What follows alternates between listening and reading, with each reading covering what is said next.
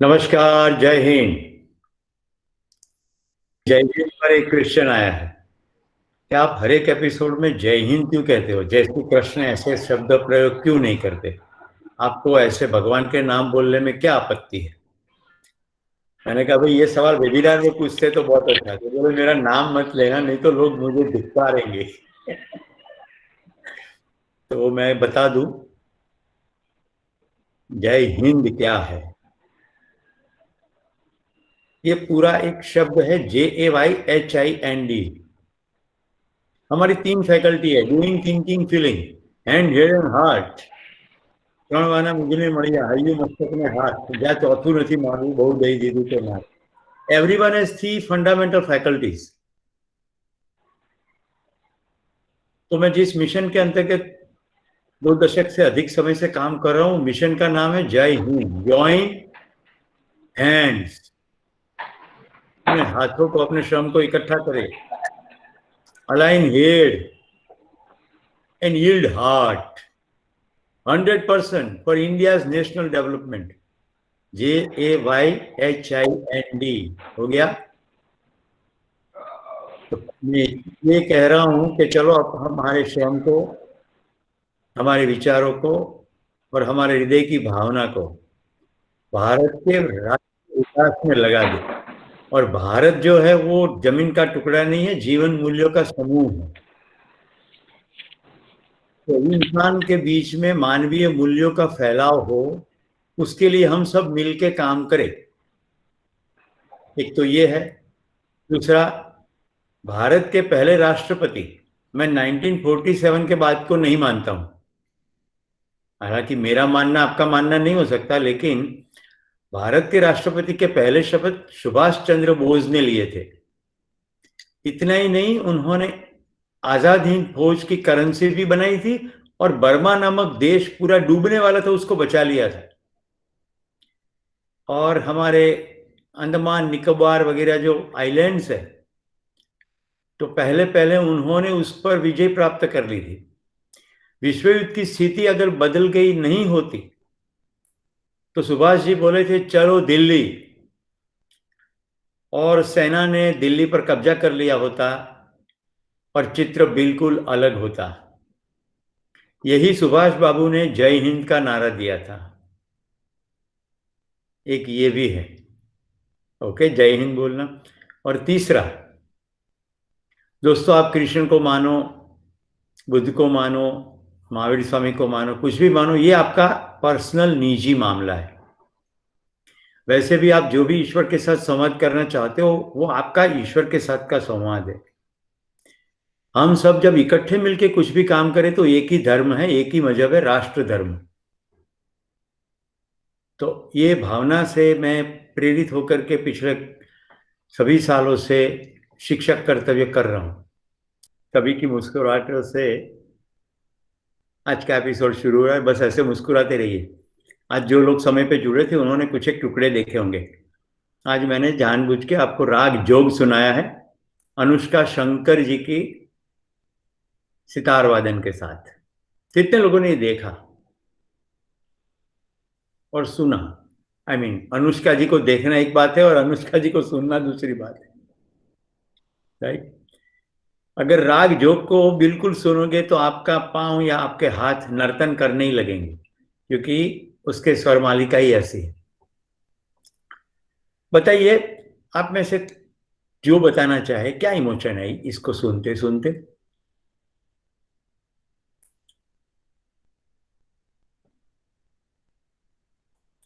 पहले तो बोले लॉगिन कर देते हैं, लेकिन कहाँ सुनते हैं, कुछ आवाज आती रहती है, बस इतना ही होता है। किसी ने नहीं सुना? श्रुति, मुस्कुराओ। यहां बैर मिनिमम कंडीशन मुस्कुराना है। मुस्कुराते रहना वो बैर मिनिमम कंडीशन है। कोई इमोशन नहीं आई? वाह, प्रेक्षा बोलो। एक तो है माइका लाल लाली। सर, जो आपने कहा ना वो बिल्कुल ठीक। मतलब मैंने 9 साल क्लासिकल डांसिंग में दिए हुए, तो okay. This was like you know very pleasant to my ears. અને I can go back to those years and I was able to relate it very much. Okay, good. You could relate it very well. बहुत बढ़िया. Yes, पूजा. Sir मैंने ये first बार सुना था तो मुझे जिज्ञासा हुई कि उसके बारे में मैं और कुछ जानूं. Very good. जिज्ञासा, बहुत बढ़िया. और कुछ? देखिए, पहली बार सुनने के साथ जिज्ञासा ही हो ऐसा भी नहीं है, और भी इमोशन है पहली बार सुनने के बाद. यस प्रीति. सर मैंने भी ये पहली बार सुना, इसलिए मैं उस राग को समझने की ट्राई कर रही थी, उस पे ध्यान केंद्रित कर रही थी कि कैसी धुन है. ओके, तो मैं आपको अब रहस्य बता दूं. हमारे आसपास सुबह से शाम तक ऐसी राग रागिनियां चलती ही रहती है, और वो लोगों के कम्युनिकेशन में चलती है. कहीं हम जन पड़े थे कि नहीं, ये भी एक रागिनी ही है. कोई गुस्सा कर रहा है, राइट, कोई निराशा का प्रदर्शन कर रहा है, ये डिफरेंट काइंड ऑफ राग रागिनी है. और प्रीति ने जो कहा कि मैंने समझने की कोशिश की, यही काम करना है कोपिंग विथ इमोशन में. हमें ये समझना है कि सामने से क्या कहा जा रहा है और उसके प्रतिबिंब स्वरूप हमारे अंदर क्या हो रहा है. मैं आपके वीडियोस देख रहा था जब ये मैं बजा रहा था. ये अल्पा बड़ी खुश थी. अल्पा बताओ क्या था भाई, राग जोग सुन के इतनी खुशी कैसे? अंदर से आनंद का भाव आता है. ओके, खुशी का भाव. मेरे पापा भी यहाँ मौजूद है. पापा, ये अल्पा जो है वो आपके मित्र ललित भाई नाकरानी की बेटी है. तो देखिए, अभी मैंने मेरे पापा को इंडिकेट करके आपका परिचय करवाया, तो उनके मन के अंदर अभी ललित भाई की छवि आ गई होगी, राइट. और अल्पा, तुमने प्रणाम किया, वहां से वरद हस्त भी ऊपर उठा, अभी देखा तो सभी लोगों ने, तो सभी के अंदर कोई न कोई इमोशन तो आई होगी. तो प्रीति, थैंक यू वेरी मच. यही तो करना है. हमारे सामने डिफरेंट काइंड ऑफ खेल चलता है सुबह से शाम तक. दो ही तो एजेंडा है, प्रेक्षा विशेष ध्यान से सुनना. दो ही एजेंडा है, सामने को समझना और अपने अंदर क्या हो रहा है उसको देखना. भाई प्रिय है, कुछ अर्थपूर्ण है, कोई कल्याणकारी बात है, कोई यथार्थ है, कोई सार्थक चीज है. हम लोग क्या करते हैं, बड़े सेल्फ सेंट्रिक होते हैं. ये मुझे नहीं पसंद. अरे तुम्हें नहीं पसंद, लेकिन बहुतों को बहुत पसंद हो सकता है. पहले स्ट्रीट के अंदर निकलते थे वो रेडी वाले, लारी वाले, तो चिल्लाते थे 500 रुपया ना, 1 किलो संतरा, ऐसे कुछ चिल्लाते थे. आज जो निकला उससे वो माइक रखा था, और वो माइक में बोल नहीं रहा था, वहां तो वो MP3 प्लेयर बज रहा था. एक बार रिकॉर्ड कर दिया, रिवाइंड होता रहता है. मुझे ये देख के बहुत मजा आ गया. अब देखिए मेरा कहाँ ध्यान गया, आवाज तो एकदम कर्कश था, पर मेरा ये ध्यान गया कि ये रेडी वाला भी टेक्नोलॉजी का प्रयोग करना जानता है.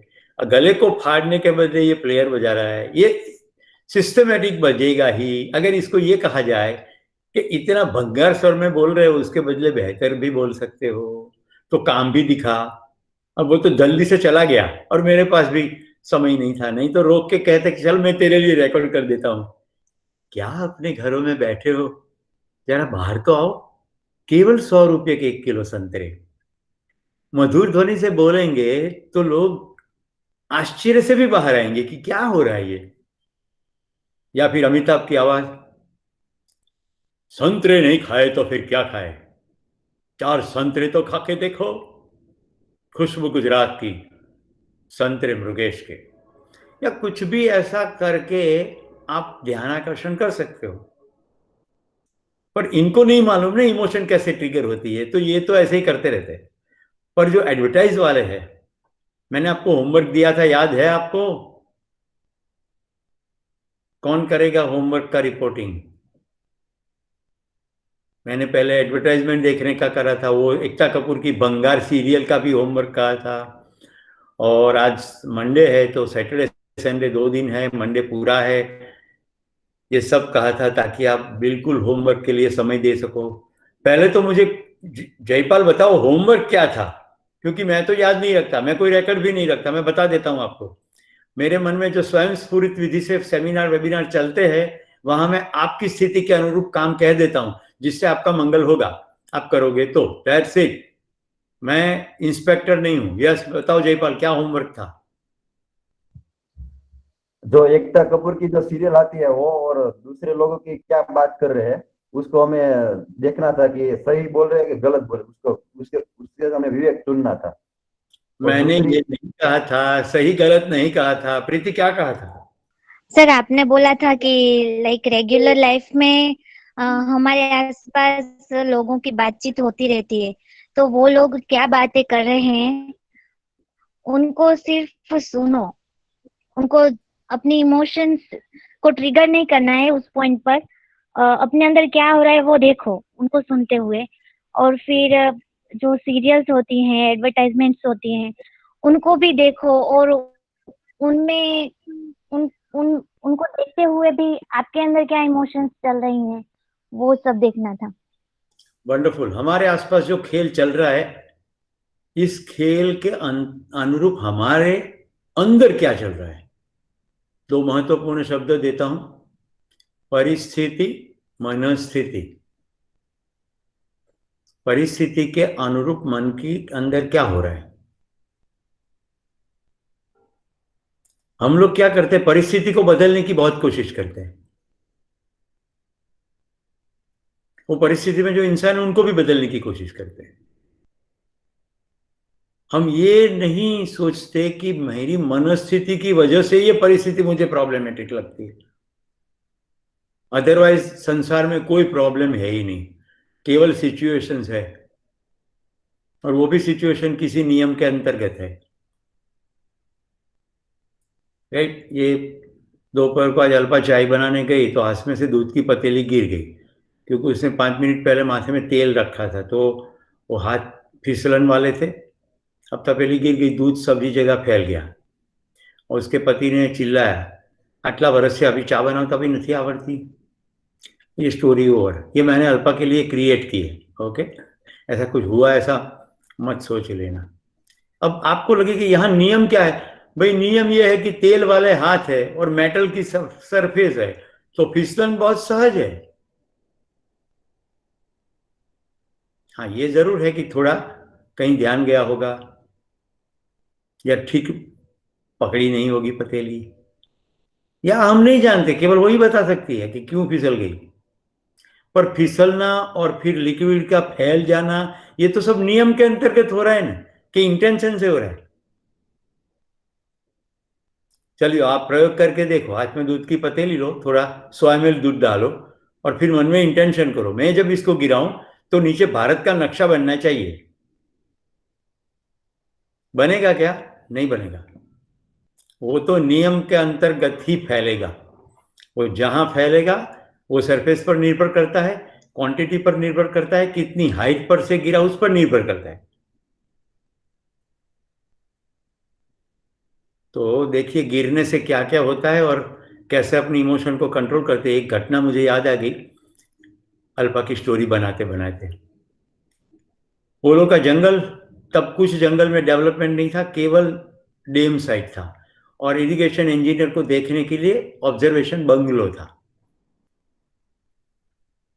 तो क्योंकि मैं काम करता रहता हूं, तो एक मित्र थे, उन्होंने कहा तुम्हें जंगल का शौक है तो कभी जाने का मन हो तो मुझे बता देना, मैं सूचना दे दूंगा। तो हम 6 दोस्त गए, सब सामान लेके गए और हमने खाना वहां पकाया, क्योंकि कोई सुविधा ही नहीं थी, सब कुछ लेके गए थे। अब वहां एक डाइनिंग टेबल पर व्यक्ति कोई रखने जा रहा था, और मैं डाइनिंग टेबल का एक लेग जो थोड़ा हिलता था उसको ठीक करने के लिए मैं डाइनिंग टेबल के नीचे घुसा था। अब ये किचन में से पूरा पतीला लेके व्यक्ति डाइनिंग टेबल के पास पहुंचा, और मैं डाइनिंग टेबल में से बाहर निकला। अब उसने पतीला हाथ में रखा था तो उसको मेरा शरीर या माथा नहीं देखा, और मुझे तो देखना ही नहीं था, मैं तो सीधा खड़ा ही हो गया। तो मेरे माथे पे वो तपेला लगा और मैं जरब से खड़ा हुआ तो तबीला उछला तो छत पर भी सब्जी चली गई और पूरा तपेला गिर गया और पूरा फ्लोर सब्जी सब्जी हो गया। हमारे पास दो ही व्यंजन थे, एक ब्रेड था और ये सब्जी बनाई थी। अब क्या करें, एकदम सन्नाटा सा हो गया। तो मैंने कहा चलो गरबा गाते हैं, ऐसा मौका कभी नहीं मिलेगा, पर गिरना नहीं है, नहीं तो फिर होली भी हो जाएगी। बोले शर्म नहीं आती? मैंने कहा क्या कर सकते हैं, अब ये तो खाने नहीं है, अब रोने से क्या होगा, अभी अकेली ब्रेड खानी है तो मस्ती से खाए ना, चलो मस्ती से खाते हैं। तो थोड़ी देर में सब संभल गए। अब आपको लगा आप ये कैसे सीखे, तो मैं अभी अपने गुरु को याद करता हूं और मैंने इनको इनवाइट किया है। नाम है चौला बहन जागीरदार, Swami Vivekananda institute of mountaineering की एक समय की प्रिंसिपल और मेरी कोच, जिन्होंने मुझे रॉक क्लाइंबिंग सिखाया। चौला बहन ने एक ग्रेट एक्सपीडिशन किया, ट्रांस हिमालयन एक्सपीडिशन। आसाम से चली सियाचिन ग्लेशियर तक, और भारत सरकार ने स्पेशल सूचना दी थी, तो आर्मी ने उसको कवर फायर दिया, क्योंकि इन्होंने ठान रखा था कि हम सियाचिन पर तिरंगा फहराएंगे। अब वहां से सामने से भी गोलीबारी हो रही है, तो बड़ा रिस्क था। बचेंद्री दीदी भी थी। ये लोग 11 महीने में 4500 किलोमीटर पैदल चले। और आपको खुशी होगी, उनका पूरा जितना भी पिक्चराइजेशन हुआ, मैंने पीपीटी तैयार किया, और दीदी को जब मैं बुलाता हूँ लगभग 1.5 घंटे का एक सेशन रहता है, उसमें वो प्रेजेंटेशन मैं करूँ और एक एक पिक्चर के साथ वो अपनी स्टोरी शेयर करे। बड़ा इंटरेस्टिंग माहौल रहता है। 1.5 घंटे का सेशन आज तक कभी 1.5 घंटे में खत्म नहीं हुआ, वो 3-3, 4-4 घंटे चलता है, क्योंकि फिर लोग कहते हैं खाना भी नहीं खाना, क्योंकि इतना इंटरेस्टिंग लाइफ है। चौला बहन, बचेंद्री पाल और माउंटेनियर, एक लड़की, ये 3 लोग थे। एक पुरुष गाइड जिसने कहा कि आप आराम से दीदी आओ, मैं थोड़ा आगे चल के ये खच्चर पे सामान ले जाता हूं और वहां टेंट खड़ा कर दूंगा। ये लोग चल पड़े। आगे जाके कंफ्यूजन हो गया कि वो पोर्टर खच्चर लेके लेफ्ट साइड गया कि राइट साइड गया। अब दोनों ट्रैक के ऊपर कुछ कुछ चिन्ह थे, इन लोगों ने रफली असेस करके राइट साइड चले गए। अब देख रहे हैं, शाम के सनसेट के बाद हिमालय बड़ा, एक शब्द में कहे तो डेंजर हो जाता है, क्योंकि मुझे ये सब अनुभव है। जैसे सूरज ढलता है, वेरी नेक्स्ट मोमेंट एकदम ठंड लगने लगती है। और ये लोग लगभग सूर्यास्त के समय के पास लुढ़क गए, अलग जगह पहुंच गए। अब चलते गए चलते गए चलते गए, कुछ कैंप वैम्प तो आया नहीं, अब करे क्या। चौला बहन एक डिसिप्लिन ट्रैकर रही और उसके पास से मैंने वो डिसिप्लिन सीखी। मेरे रक्सेक में हमेशा फर्स्ट एड, थोड़ा खाने का सामान, एक पैर एक्स्ट्रा कपड़ा, टॉर्च और स्विस नाइफ, ऐसी सभी चीजें हमेशा रहती है। मैं कभी वो रक्सेक छोड़ता नहीं। चौला बहन के पास जो रक्सेक था उसमें केवल चॉकलेट्स और रेस्क्यू के लिए कुछ एक सामान, क्योंकि बाकी सबको लगता था अभी आगे खच्चर जा ही रहा है, क्यों सामान उठा के चले, छोड़ दो ना, हल्के फुल्के चलते हैं। लेकिन चौला बहन ने कहा मैं नहीं छोड़ूंगी।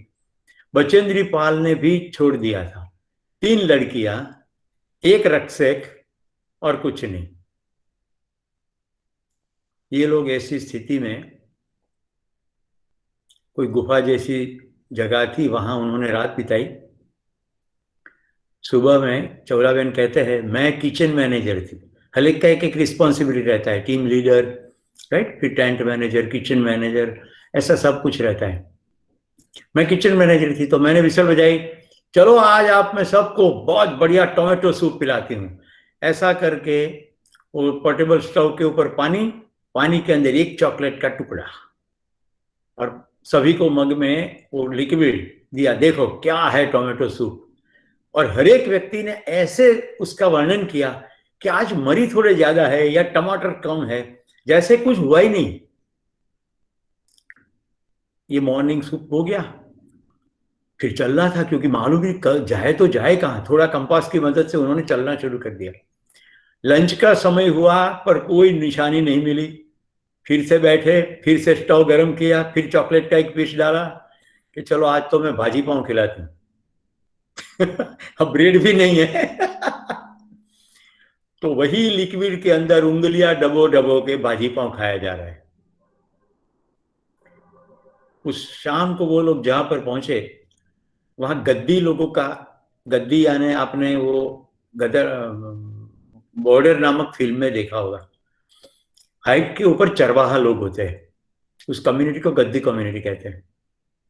वो पत्थरों में से झोपड़ी बना लेते हैं और ऊपर थोड़ा टाट डाल देते हैं।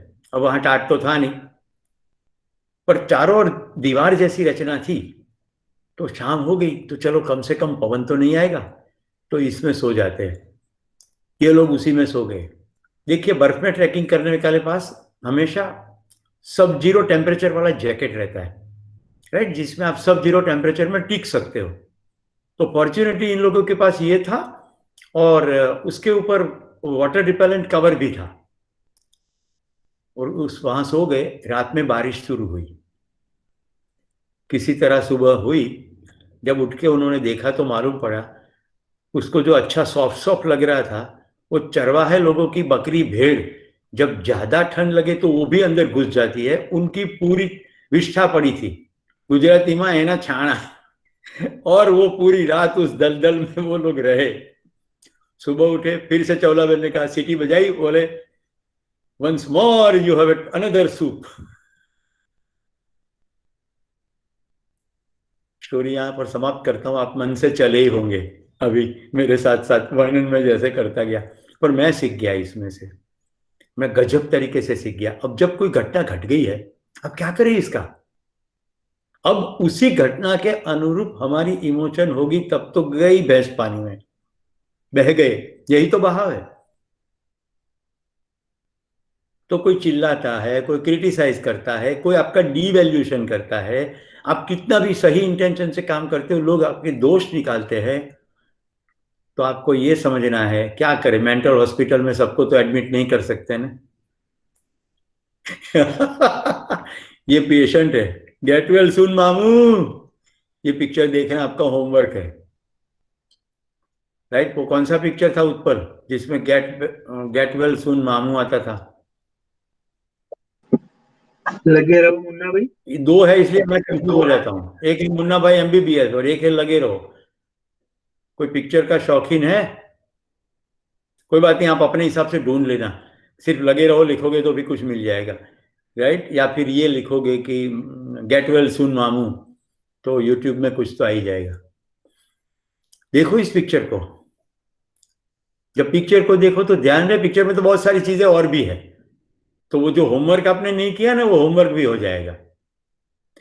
क्योंकि 150 रुपया देकर के मनन भाई सिनेमैक्स में जाके रोए, तो ये 150 रुपये तो बेकार के हो गए ना। हम सिनेमा में जा रोने के लिए जाते हैं, एकदम मूड बनाते, आज तो पिक्चर देखना है, सब परिवार जाते हैं। फिर वहां जाके माधुरी दीक्षित का शादी हो गया, वो बेचारी ससुराल जा रही है, उसके पिता भी रो रहे हो, आप भी साथ साथ रो रहे हो। क्या है यार थिएटर में, ऐसा क्यों होता है? हम बह जाते हैं और हम भूल जाते हैं कि हमारे सामने पर्दे पर कुछ हो रहा है। हमें ऐसा लगता है कि रियल में ही कुछ हो रहा है। चलिए भारत के प्राचीन ग्रंथों में चलते हैं। दुनिया एक रंगमंच है, यहां अलग अलग प्ले हो रहा है और आप इस प्ले को देख रहे हो, और आप भी खुद एक प्लेयर हो। क्या खूबसूरत कल्पना की है, क्या खूबसूरत कल्पना है। अब देखिए क्या होगा, आपको ऐसे सोचना होगा, एक पर्दे पर फिल्म चल रही है, अब पर्दे वाला विलन गुस्सा करे तो आपको क्या? वो आपको गधा बोले तो आपको क्या? क्योंकि वो तो पर्दे पर है। और यही चीज डेली जिंदगी में अप्लाई करे तो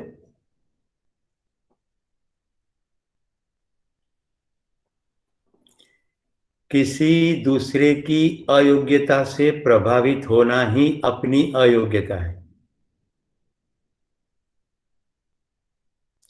किसी दूसरे की अयोग्यता से प्रभावित होना ही हमारी अयोग्यता है। इस स्टेटमेंट को पॉजिटिव बना दे। किसी दूसरे की अयोग्यता से प्रभावित न होना ही हमारी योग्यता है। अब 3 शब्द बोलता हूं, वैसे जो जीवन विद्या के शब्द है लेकिन आपको काम के हैं। क्षमता, पात्रता, योग्यता। क्षमता, हर एक इंसान समझने में सक्षम है, छोटा बच्चा भी। मृगेश, मैं पूर्वांश के संदर्भ में तुम्हें बात कहना चाहूंगा। कल मैंने जीवन क्रिया नामक हमारे अंदर चल रही पूरी प्रक्रिया को सुबह 10 बजे से लेकर के शाम को करीब 6:30 बज गए थे, तो इतने समय तक मैं समझाता रहा और आर्या पूरे समय क्लास में बैठी रही, जबकि अगली रात वो देर तक जगी थी, फिर भी सोई नहीं। पीछे सोफा थे, ऑफर किए गए, फिर भी नहीं सोई। और स्थिर मुख मुद्रा में एक भी बार उसके मुंह पर मैंने नाराजगी अथवा गुजराती में कंटाळो नहीं देखा। तो ये जो बार बार मैं बोलता हूं ना, इंसान का शरीर, उम्र कम हो सकती है, समझदारी कम होना ऐसा कभी नहीं मानना। तो क्षमता में सब समान है। पात्रता, जो जितना ध्यान देगा वो उतना समझेगा। अब कहाँ ध्यान देना है? आपका होमवर्क क्या है, बाहर क्या बातें चल रही है वहां ध्यान देंगे, और साथ साथ मेरे अंदर क्या हो रहा है उस पर भी ध्यान देंगे। तो लाली मुस्कुराओ।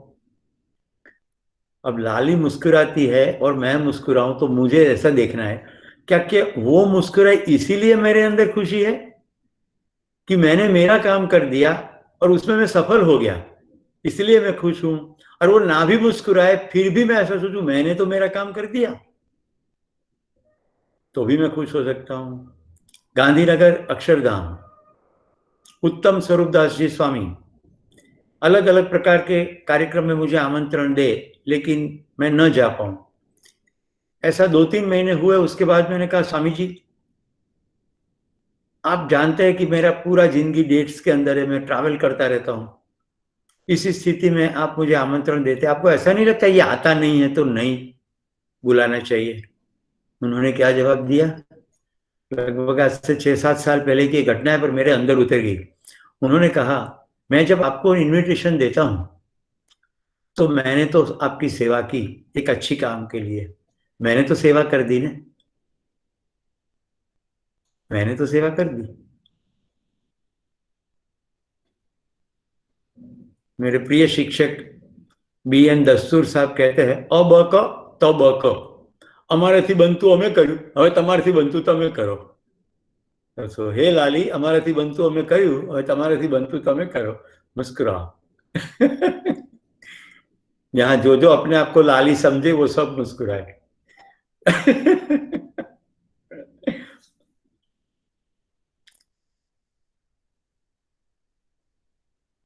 मुस्कुराने के दिन है ना आहें भरो।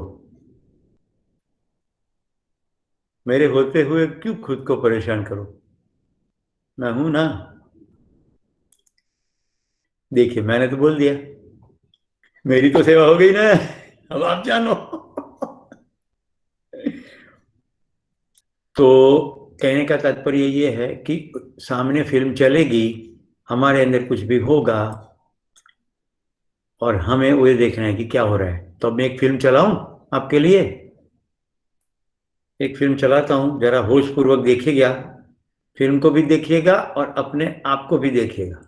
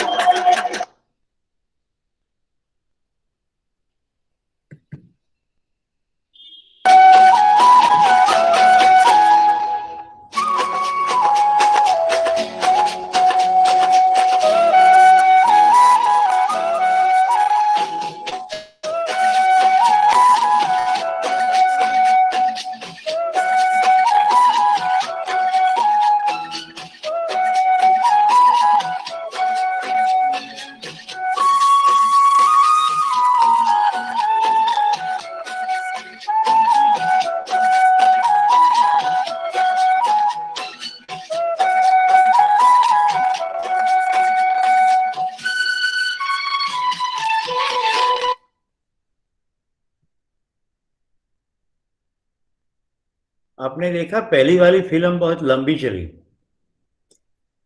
आपने अपने अंदर के इमोशन को देखा कि आगे क्या होगा। ऐसा कितनों को हुआ कि ये बजा रहा है, गोल गोल घूम रहा है, फिर आगे क्या होगा, आगे क्या होगा, पर कुछ नहीं हुआ, फिल्म तो वैसे ही पूरी हो गई। देखिए वैरायटी ऑफ इमोशन हो सकती है, बोरिंग, और जगह कहाँ की है, क्यूरियोसिटी, ये आसपास घूम रहे और कुछ तो होगा आगे, different kind of emotion, right. कई लोग इवेल्युएशन में भी चले जाते हैं, ये टूरिस्ट है, या इसको ठंड नहीं लगती, इसको ज्यादा ठंड लगती है, ये घूम रहा है, यार क्या भी जाए ना, सेल्फी तो छोड़े नहीं। All this kind of things pops up in our head, ऐसा सब अपने अंदर होता है। वो ध्वनि भी कोई मधुर नहीं थी और बाद में बांसुरी कितनों को हुआ कि और आगे और बजाए, जो मैंने छोड़ दिया। तो पहले वाला बोरिंग दूसरे वाला इंटरेस्टिंग। हे मेरे प्यारे भाइयों बहनों, जागो, ना तो पहला बोरिंग था, ना तो बाद वाला इंटरेस्टिंग था। इस दुनिया में एक नंबर के बोर और एक नंबर के इंटरेस्टिंग कौन है? उत्पल बताओ, कौन है मोर?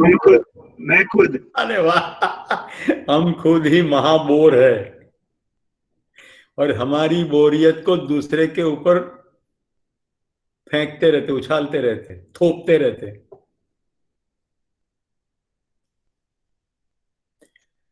जो पंक्ति बार बार मेरे मन में आती है, आपको मर्म पकड़ में आता है कि नहीं, वो जरा देखो।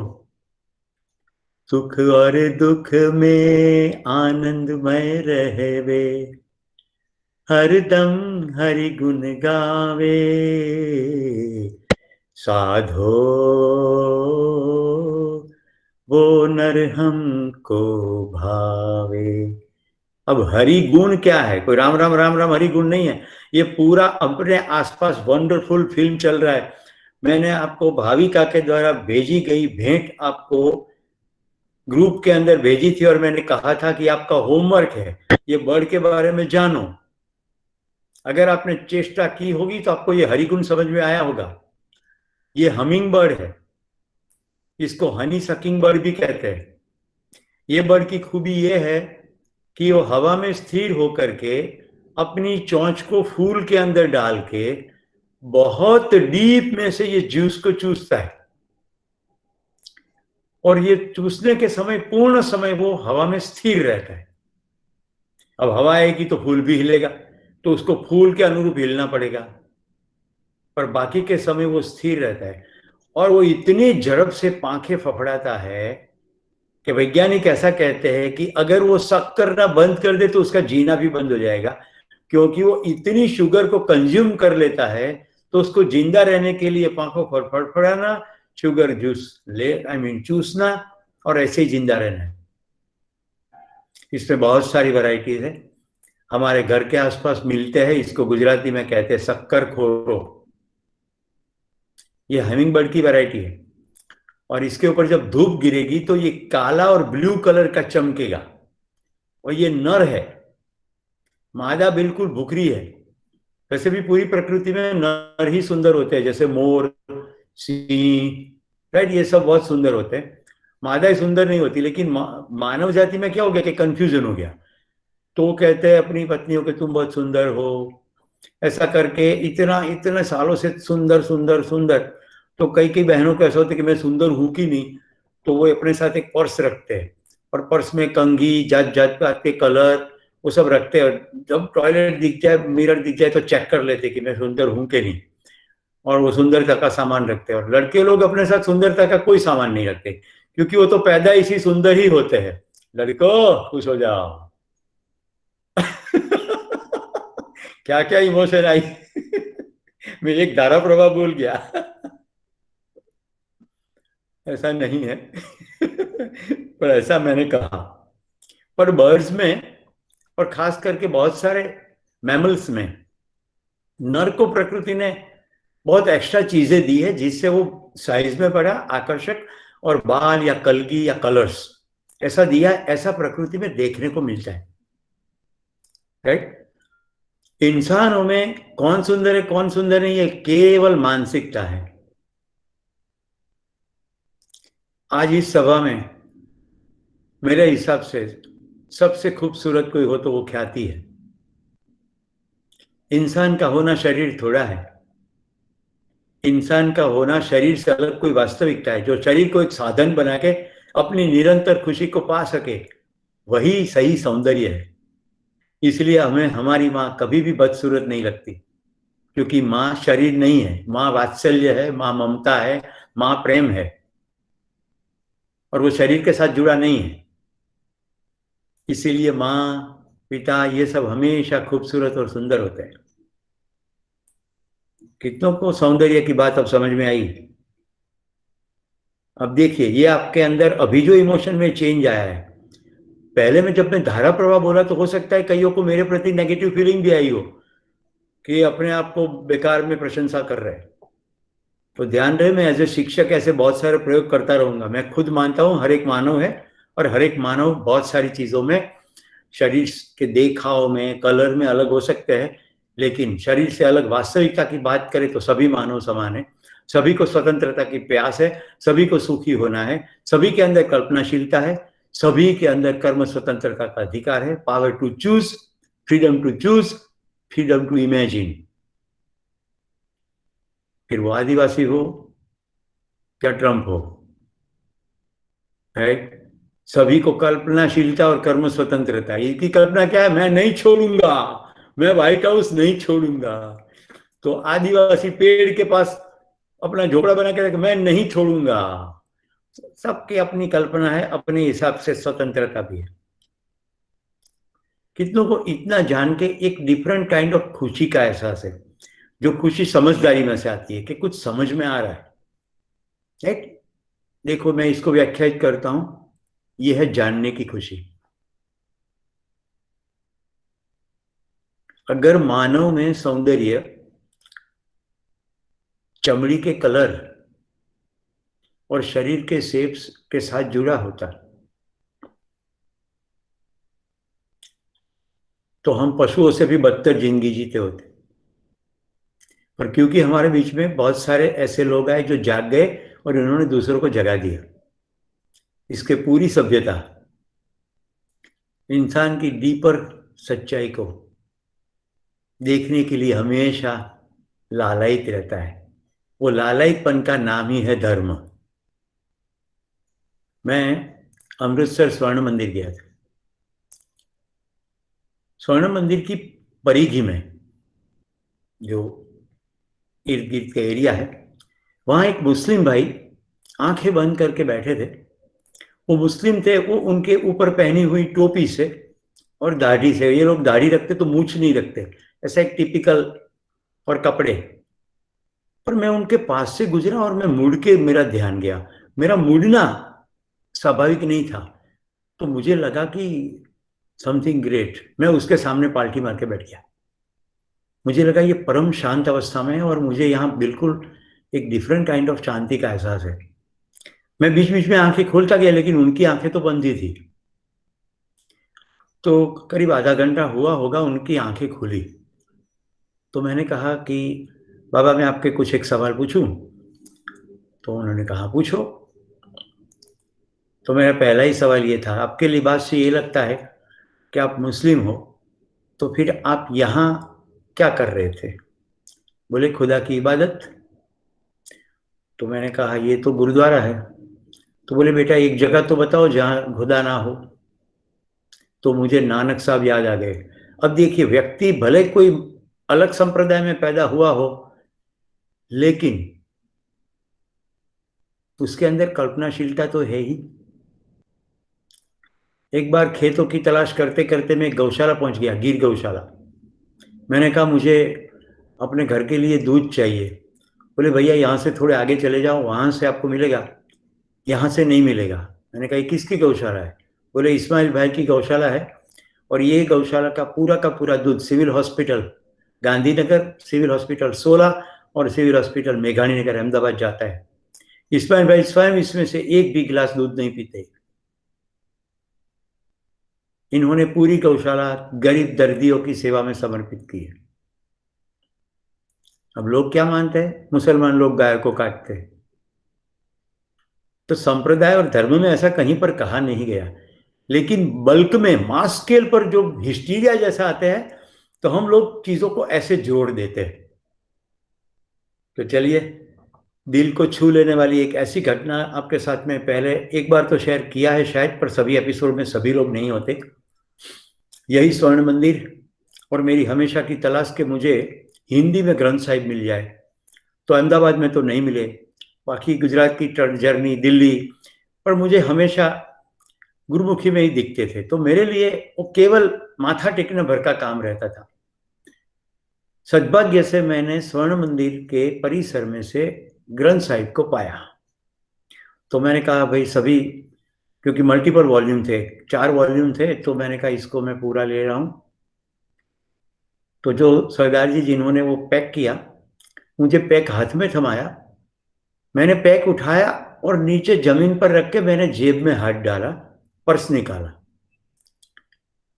पैसे पूछे, तो सरदार जी का चेहरा बदल गया। उसके चेहरे पर बहुत गहरा दर्द आया और मैं पूरे होश पूर्वक था, क्योंकि मैं तो भक्त था ना, ग्रंथ साहब को ढूंढने वाला। तो मैंने हाथ जोड़ लिए, मैंने कहा मेरी कोई गलती होगी, आपका चेहरा बड़ा दर्द से भर गया है। बोले बेटा ग्रंथ साहब पूजा की चीज है, उसको जमीन पर नहीं रखते। अब मैं क्या करूं, मैंने आपको बेच दिया है, तो फिर मैं कह भी तो नहीं सकता। मैंने कहा नहीं, आप पिता के स्थान पर हो, कह ही सकते हो, मुझे माफ कर दो, मेरी बहुत गलती होगी। मैंने वो पूरा सेट उठा लिया, फिर से काउंटर पर रख दिया, पैसे दिए, लेके चला। प्लेन में मैं जब बैठा तो मैंने वो अपनी गोदी में रखा। एयर होस्टेस आई, आप जानते हैं सबको अपना सामान ऊपर रख देना होता है, लगेज तो जाएगा उधर। अब लगेज में तो डालना ही नहीं था, तो मैंने उसको साथ में ही रखा था। एयर होस्टेस ने कहा कि सर आप इसको कुर्सी के नीचे रख दीजिए या फिर ऊपर रख दीजिए। मैंने कहा मैं ऊपर रखूंगा तो और सामान के बीच इसके साथ बेइज्जती हो सकती है, और ये गुरु ग्रंथ साहिब है, इसको मैं जमीन पर भी नहीं रखूंगा, ये मैं गोदी में ही रखूंगा। बोले सर नियम है। मैंने कहा नियम का जो भी हो, सलामती का भी जो भी हो, लेकिन मैं किसी कीमत पर इसको नहीं रखता नीचे। अब मुझ में ऐसा पावर कहां से आया, क्योंकि वो सरदार जी जिनके पास से मैंने लिया, वहां से वो स्पिरिट का पकड़ में आई, ये किताब नहीं है। और चली गई एयर होस्टेस कैप्टन के पास कि एक ऐसा है एडमंट जो पट्टी तो बांध रखी है, लेकिन आंख पे भी पट्टी बांध रखी है उसने। ऐसा कुछ कहा होगा पायलट को। तो पायलट आया, पायलट ने कहा sir there is a complaint for you. मैंने कहा देखिए ऐसी स्थिति है, ये गुरु ग्रंथ साहिब है। आप ताज्जुब करोगे, सफेद कपड़े वाला पायलट जमीन पर झुक गया घुटनों के बल, और उसने प्रणाम किया और कहा as a captain of the plane I am giving you special permission, आप ग्रंथ साहब को गोदी में ही रखिए। और वो सिख नहीं था।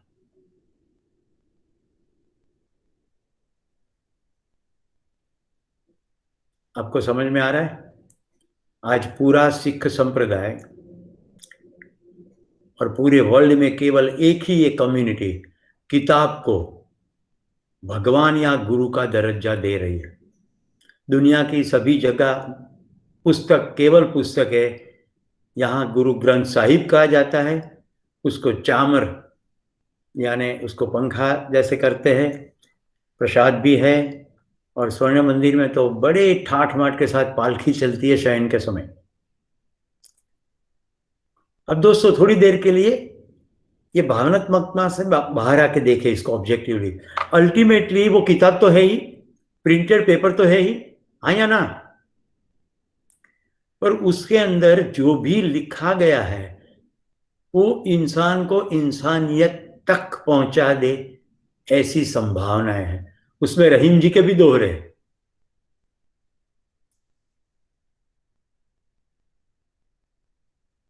तो किसने ये तय किया? एक व्यक्ति ने तय किया, आज से गुरु ही कौन? तो ग्रंथ साहिब ही गुरु होंगे।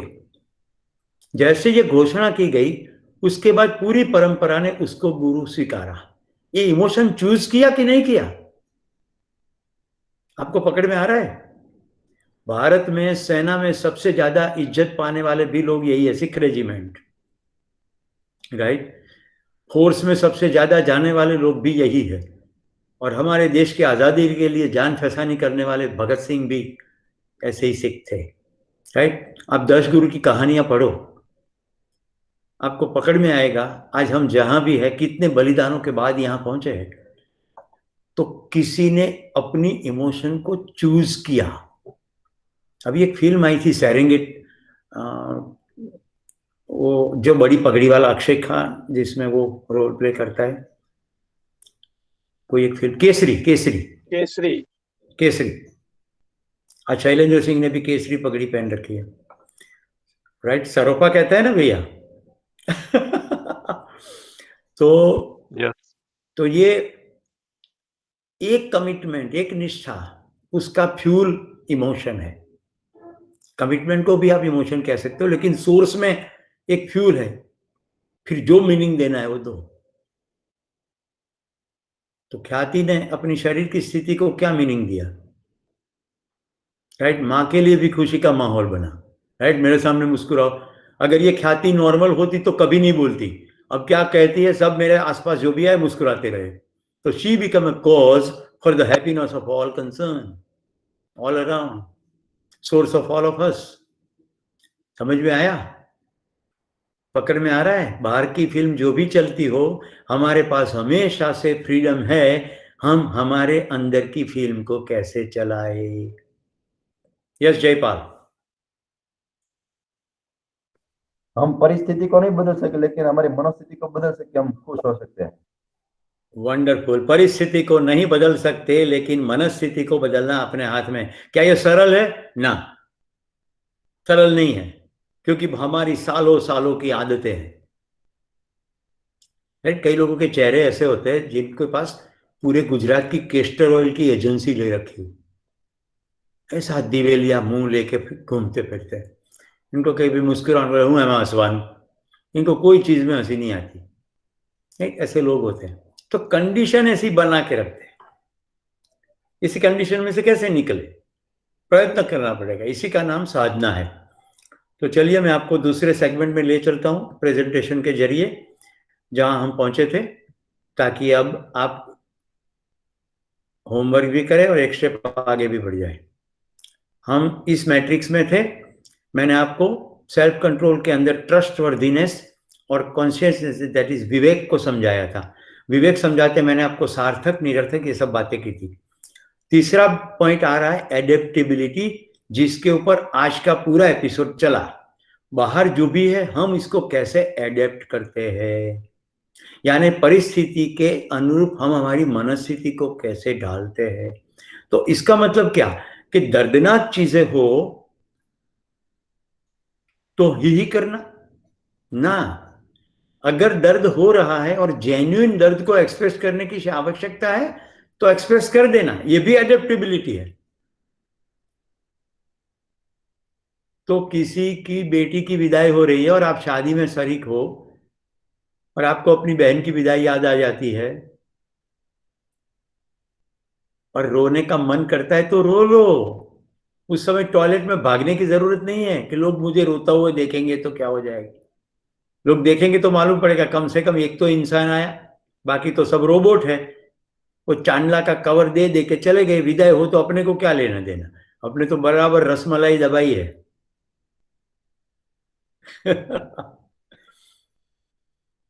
तो रोने का हो तो रो लो, हंसने का हो तो हंस लो, ये भी एडेप्टेबिलिटी है। पर जहां आपको लगे कि इस स्थिति में रोना नहीं है,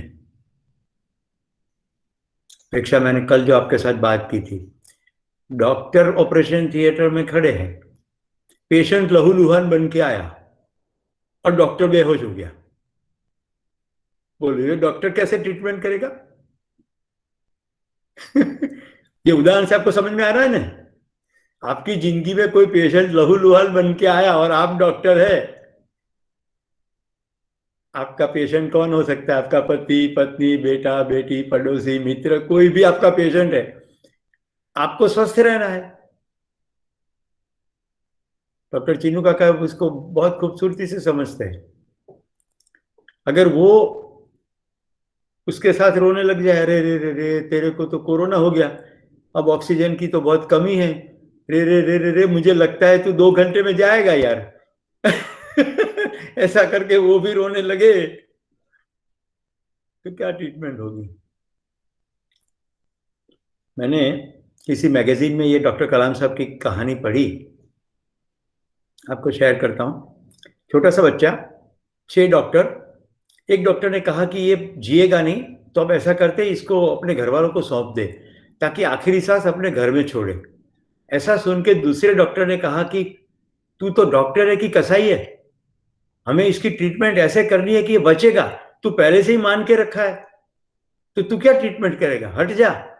और डॉक्टर ने सॉरी कहा और सभी लग गए और वो बच्चा बच गया। वो बचे हुए बच्चे का नाम डॉक्टर कलाम है।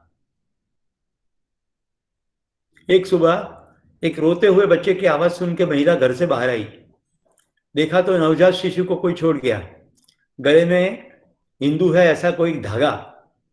उनको देख करके वो पुरुष बोला कोई अपना पाप छोड़ गया।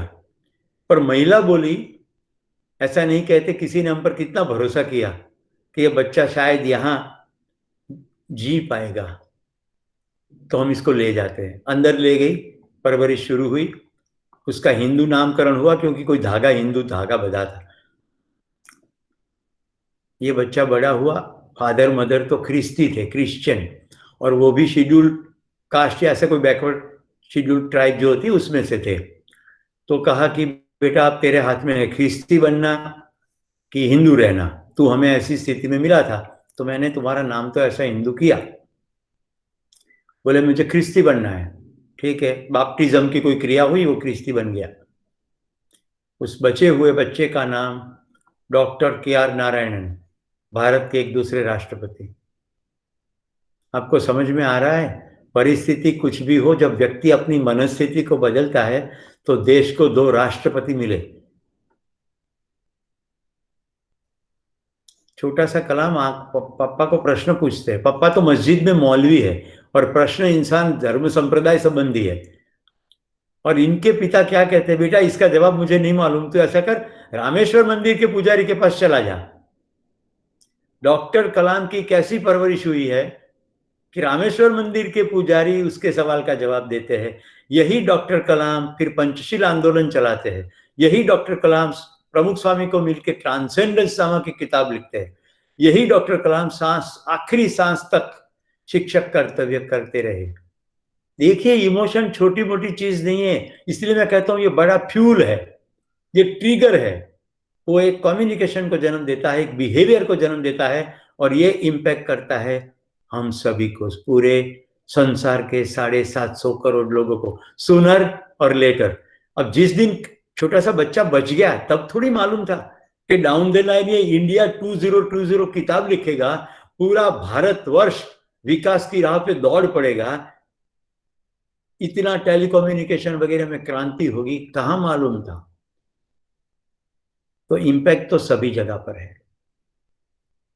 क्या ऐसे वेबिनार की सीरीज से मैं आपकी जिंदगी में कोई सकारात्मक इम्पैक्ट कर रहा हूं? मुंडी हिलाओ अथवा राइट हैंड ऊपर करो। कर रहा हूं, तो ये मेरी खुशी की अभिव्यक्ति है। थैंक यू, नमस्कार, जय हिंद। आप अपनी खुशी को ऐसे छलकाओ कि लोगों की जिंदगी में सकारात्मक चेंज आए, राइट। बाकी अदरवाइज तो खाना पीना और हर रोज सुबह टट्टी जाना से अधिक कुछ नहीं है। नमस्कार, गुड बाय, जय हिंद।